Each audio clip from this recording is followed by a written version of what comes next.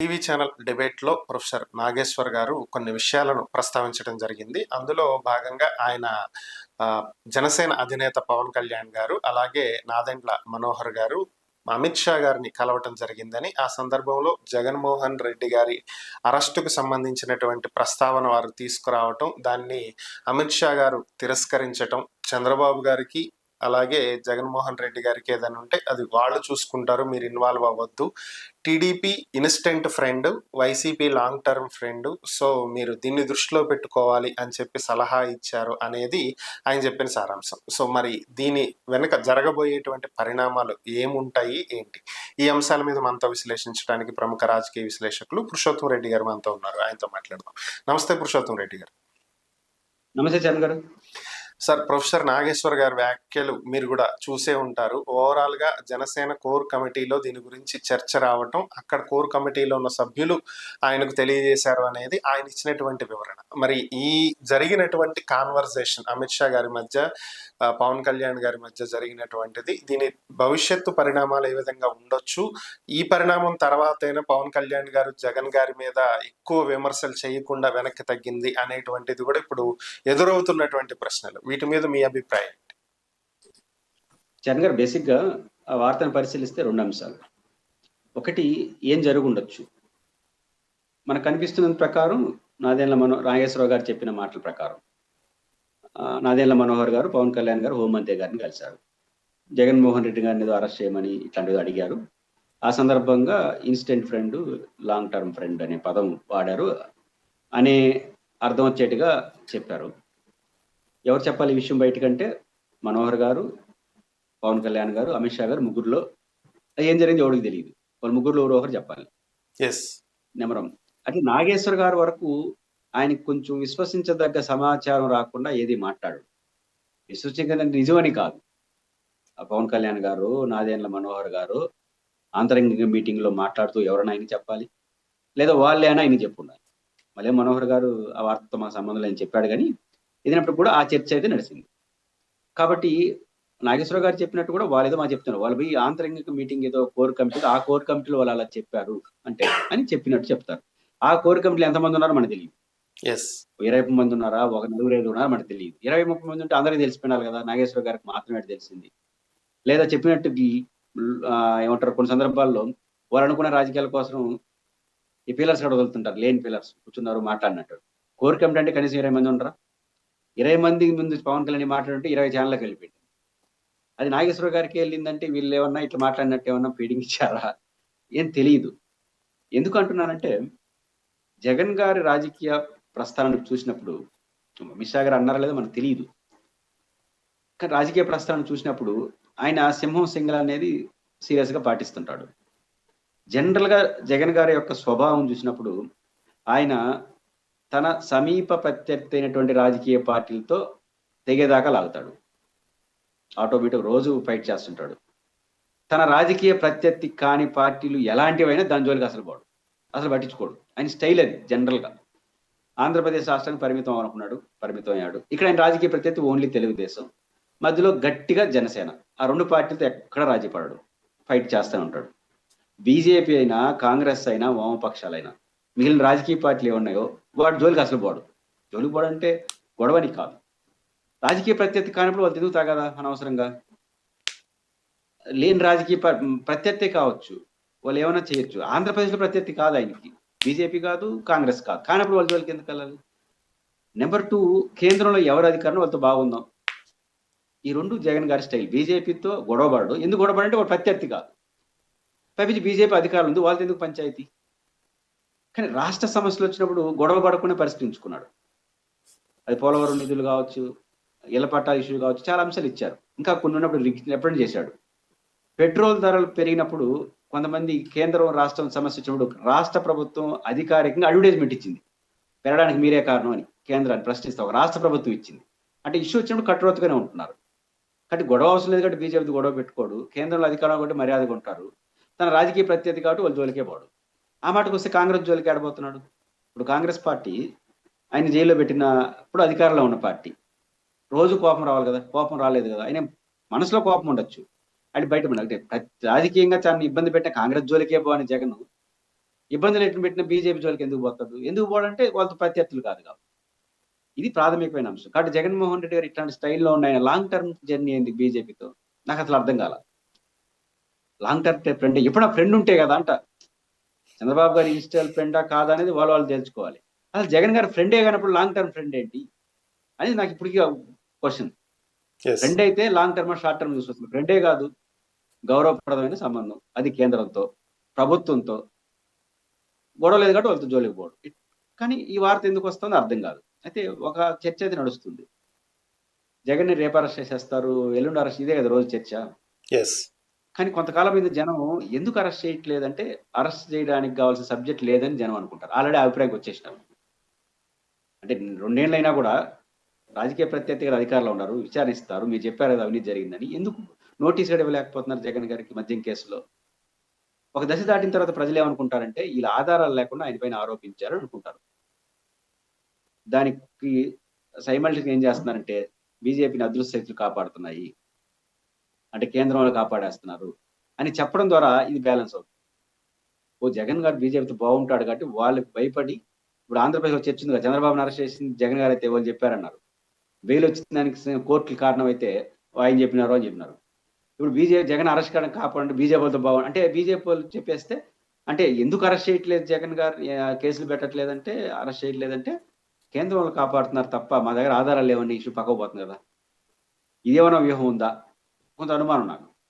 కాబట్టి కేంద్ర ప్రభుత్వం ఎప్పుడు కూడా లాంగ్ జర్నీ, షార్ట్ జర్నీ రాజకీయాలు ఎక్కడ ఉంటాయి శరణ్ గారు? లాభ నష్టాలే కదా ఏ పార్టీకైనా. Yes, ఈరోజు exactly. మీరు Profit తెలుగుదేశం loss. అనుబంధం ఏంటి? లాభ నష్టాలు జగన్ గారితో లేనప్పుడు ఇంకా షార్ట్ టర్మ్ పట్టడం లేదు. ఇది నెంబర్ 1 ఎవరో పేలర్స్ వదిలారని నేను అనుకుంటున్నాను. నాగేశ్వరరావు గారికి నమ్మదగిన సమాచారం వచ్చింది కాబట్టి ఆయన చేసినాడు. నమ్మదగినది చెప్పినారేమో పాపం. అమిత్ షా గారు Okay. ఏమన్నారో మనకు తెలియదు. వీళ్ళేం చెప్పారో మనకు తెలియదు. Okay. కాబట్టి జగన్ గారు స్వభావం రీత్యా చేయడు. జగన్మోహన్ రెడ్డి గారు అయినా ఎందుకు వస్తున్నాయి ఈ వార్తలు అంటే ఈరోజు ఫస్ట్ టైం కాదు. వాళ్ళకి అనుకూలంగా ఉన్న మీడియా ప్రతిరోజు రాస్తుంటుంది. జగన్ ఇంకా ఎందుకు అరెస్ట్ చేయదంటే ఢిల్లీ వాళ్ళు ఉన్నారు. ఏబిఎన్ టీవీ5లో చాలా సార్లు వచ్చింది అది ఇట్లాంటి చర్చ. Yes, కాబట్టి దీన్ని exactly. బలంగా ముందు తీసుకెళ్తున్నారు. కాబట్టి ఇట్లాంటి వ్యూహ ప్రతివ్యూహాలు ఇందులో ఉన్నాయా అని అనుమానం నాకు కలుగుతుంది. సరే, అంటే మీరన్నట్లు ఈ విషయంలో మనం 2 కోణాలను చూడొచ్చు. ఒకటేంటంటే ఇది బయటకు ప్రొజెక్ట్ అయ్యేది.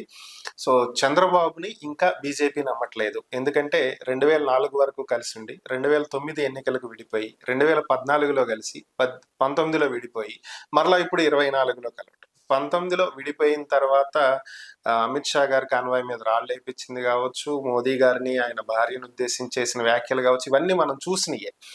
సో వీటన్నింటినీ బేస్ చేసుకుని టీడీపీని బీజేపీ నమ్మట్లేదు, సో చంద్రబాబుని నమ్మట్లేదు, ఎప్పుడైనా సరే కూటమి విడిపోయింది అనేటువంటి ప్రొజెక్షన్ ఒకటవచ్చు. టీడీపీకి బీజేపీకి సత్సంబంధాలు లేవు అని. రెండో ప్రొజెక్షన్ మీరన్నట్లు చూసుకుంటే జగన్మోహన్ రెడ్డిని గతంలో ఉన్నటువంటి కేసులు, అక్రమాస్తుల కేసులకు సంబంధించి కావచ్చు, ఇప్పుడు ఏదైతే చెప్తున్నారో వివేకా గారి హత్య కానీ, లిక్కర్ స్కామ్ కానీ, కల్తీ మద్యం కానీ, లడ్డూకి సంబంధించినటువంటి కల్తీ కానీ, ఇట్లా అనేకమైనటువంటివి చెప్తూ వచ్చారు. వీటిల్లో ఎక్కడా కూడా అరెస్ట్ జరగట్లేదంటే దీని అంతటికీ కారణం బీజేపీ. సో దీని వెనక బీజేపీ ఉండి జగన్ని కాపాడుతుంది, ఎక్కడ జగన్ అరెస్ట్ చేయించట్లేదు అనే ప్రొజెక్షన్ బయటికి తీసుకువెళ్ళేది కావచ్చు. ఈ రెండిటికి అవకాశం ఉందా? దేన్ని మనం ఎక్కువగా కన్సిడర్ చేయొచ్చు? రెండు వైపులా కూడా అవకాశం కనిపిస్తుంది. బీజేపీ జగన్ గారిని నమ్ముతుందా, చంద్రబాబు గారిని నమ్ముతుందా అనే క్వశ్చన్స్ వస్తున్నాయి. చంద్రబాబు నాయుడు గారిని బీజేపీ నమ్మదు, బీజేపీ చంద్రబాబు నాయుడు గారు నమ్మరు. ఇద్దరికి ప్రామాణికం పరస్పర అవసరం. తప్పు కాదు. రాజకీయాలు ఇది చాలా సాధారణ విషయం. రాజకీయాల్లో స్నేహాలు ఏంటి? రాజకీయాల అవసరాలే కదా. బీజేపీ అవసరం తనకుందని చంద్రబాబు గారు భావిస్తే బీజేపీతో పొత్తు పెట్టుకున్నారు, వద్దనుకుంటే విడిపోయినారు. బీజేపీ కూడా అంతే. అంత తీవ్రంగా విమర్శించుకున్న చంద్రబాబు గారితో ఎందుకు పొత్తు పెట్టుకునింది? తెలుగుదేశం పార్టీకి ఎడ్జ్ ఉంది, పెట్టుకుంటే మనకు కూడా వస్తుందని సక్సెస్ అయినారు. కాబట్టి రాజకీయంగా అవసరమే ఇద్దరికి ప్రామాణికం. బీజేపీ తెలుగుదేశం పార్టీ పొత్తుకు ప్రామాణికం నమ్మకాలు కాదు, అవసరం, రాజకీయ అవసరం. ఒక రాజకీయ పార్టీకి ఉన్న సహజమైన అవసరం. జగన్మోహన్ రెడ్డి గారి విషయంలో బీజేపీ షాఫ్ట్ గా ఉంటుందా? ఉంటుంది. ఏ విషయంలో ఉంటుంది? బీజేపీ ప్రధాన శత్రువు ఎవరు? కాంగ్రెస్. ఈరోజు జగన్మోహన్ రెడ్డి గారు వీక్ అయిపోతే ఆ ప్లేస్ లో బలపడేది ఎవరు? కాంగ్రెస్ పార్టీ. కాబట్టి సహజంగా తన శత్రువు మిత్రుడు అంటారు నేతా సుభాష్ చంద్రబోస్ హిట్లర్తో వాళ్ళకి సంబంధించి. కాబట్టి బీజేపీకి జగన్ గారి రాజకీయ శత్రువు, ఈయనకి ఆయన శత్రువు, బీజేపీకి కాంగ్రెస్ శత్రువు. కాబట్టి కాంగ్రెస్ పార్టీకి వ్యతిరేకమైన జగన్మోహన్ రెడ్డి గారి మిత్రుడు కాకపోవచ్చు కానీ శత్రువు అయితే కాదు. ఓకే. జగన్మోహన్ రెడ్డి గారు బలంగా ఎంత రోజులు ఉంటే అన్ని రోజులు ఆంధ్రప్రదేశ్లో కాంగ్రెస్ కి జీరో, తెలంగాణలో అంతో కొంత ఇబ్బంది పడుతుంది. కానీ తన రాజకీయ పరిస్థితిన కాంగ్రెస్ పార్టీ ఇబ్బంది పడుతున్నప్పుడు, ఆ ఇబ్బందికి జగన్ గారు కారణమైనప్పుడు, జగన్ గారితో గొడవ ఎందుకు పెట్టుకుంటారు వాళ్ళు? ఎవరైనా మీరైనా నేనైనా ఎవరు పెట్టుకుంటాం? పెట్టుకో. అది ప్రాథమికమైంది. నమ్మడానికి నమ్మకపోవడం. నమ్మేదే ఉండదు. జగన్ గారు నమ్మేదే ఉంది. జగన్ గారు కాంగ్రెస్‌కి వ్యతిరేకం అనేది నమ్మకమే ఉంది, వాస్తవం కదా! యెస్. కాంగ్రెస్ బలపడకుండా ఉంటే ఢిల్లీలో మనకు బీజేపీ కాంగ్రెస్‌కి లాభం. ఓ 10 సీట్లు ఆంధ్రప్రదేశ్‌లో పెరుగుతారు వాళ్ళు. అవకాశం ఎందుకు ఇస్తారు? కాబట్టి కాంగ్రెస్ బలహీనపడాలని కోరుకుంటారు. అందులో జగన్ గారి కారణం కాబట్టి సంతోషిస్తారు. అంతకు మించిన రిలేషన్స్ ఆయనకి వీళ్ళకి ఏమీ లేదు అనేది మనకు క్లియర్‌గా అవుతుంది. జగన్ గారిని నమ్మకం కాదు, ఒక వాస్తవం. చంద్రబాబు గారిది కూడా ఒక వాస్తవం. ఇద్దరు అవసరం ఉన్నప్పుడు ఉంటారు, లేకపోతే వెళ్ళిపోతారు. జగన్మోహన్ రెడ్డి గారి పరిస్థితి కూడా అసలు కలిసేది లేదు, అవసరమే లేదు. ఆయన బలంగా ఉంటే ఎంతో ఇంతో తన శత్రువు కాంగ్రెస్ ఇబ్బంది పడుతుంది. పన్నెండు అనుకుంటారు. ఒకవేళ కాంగ్రెస్ ఆంధ్రప్రదేశ్‌లో తెలుగుదేశాన్ని వైసీపీ ఇద్దరిని కొట్టేసే పరిస్థితి బీజేపీ వస్తే ఏమి టాలరేట్ చేయదు. మీకు తెలంగాణ బెస్ట్ ఎగ్జాంపుల్. ఎంత సపోర్ట్‌గా ఉండింది బీఆర్ఎస్‌కి బీజేపీ. యెస్. మార్చ్‌లో అసెంబ్లీ ఎన్నికలు జరగాల్సిన దాన్ని డిసెంబర్‌కి ప్రీపోన్ చేసుకుంటే సహకరించింది ఎలక్షన్ కమిషన్. 3 నెలల తర్వాత సార్వత్రిక ఎన్నికలు ఉన్నాయి. ఎవడన్నా ఒప్పుకుంటాడా? వాళ్ళు ఒప్పుకున్నారు. అంటే బీఆర్ఎస్ బలంగా ఉంటే ఎందుకు బీఆర్ఎస్ ప్రేమతో కాదు. బీఆర్ఎస్ ఆడ గెలిస్తే కాంగ్రెస్ ఓడిపోతుంది. అదే ఇప్పుడు బీఆర్ఎస్‌ని, కాంగ్రెస్‌ని రెండిటిని ఓడిస్తామని నమ్మకం బీజేపీకి వస్తే ఎట పని చేస్తుంది అక్కడ? తను ప్రత్యామ్నాయం అయ్యేంత వరకు తన ప్రత్యర్థికి వ్యతిరేకంగా ఉండేవాళ్ళతో గుడ్ రిలేషన్స్ మెయింటైన్ చేస్తుంది. తనే ఓకే. ప్రత్యామ్నాయం ఎవరిని వదలదు. అది బీజేపీ లక్ష్యం. అదే ఇక్కడ ఆంధ్రప్రదేశ్‌లో కనపడుతుంది. అది తప్ప ఇంకొక అనధికారిక పొత్తులేవి దీంట్లో లేవు. ఓకే.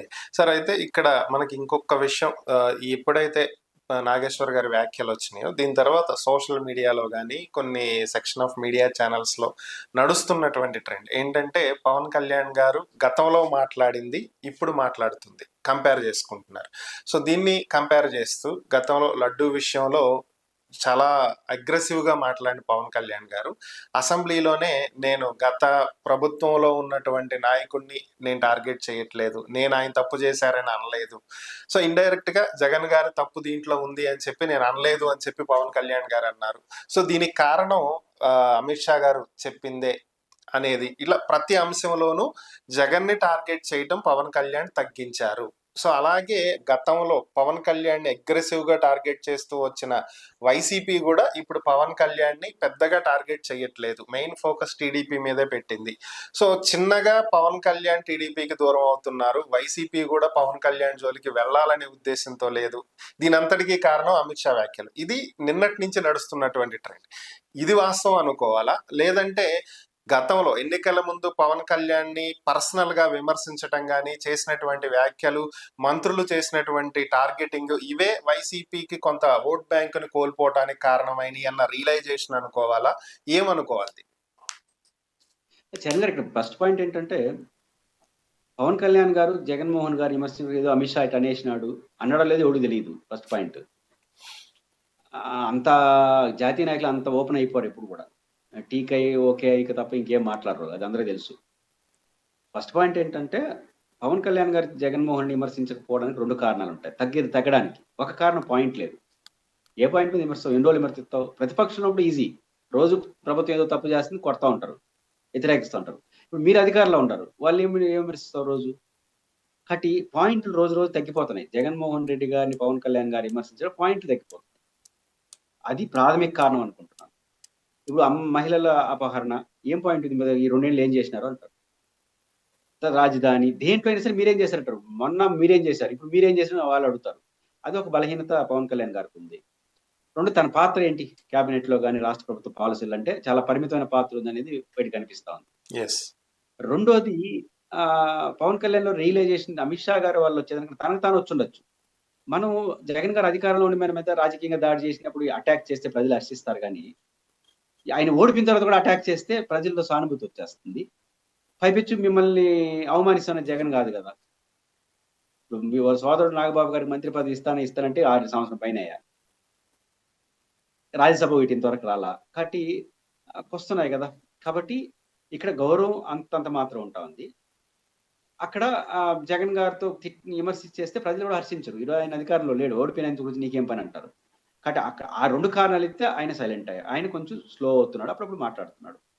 జగన్ గారికి సంబంధించినంత వరకు తన రాజకీయ ప్రత్యర్థి అక్కడ బలహీనపడుతున్నట్టు కనిపిస్తున్నాడు.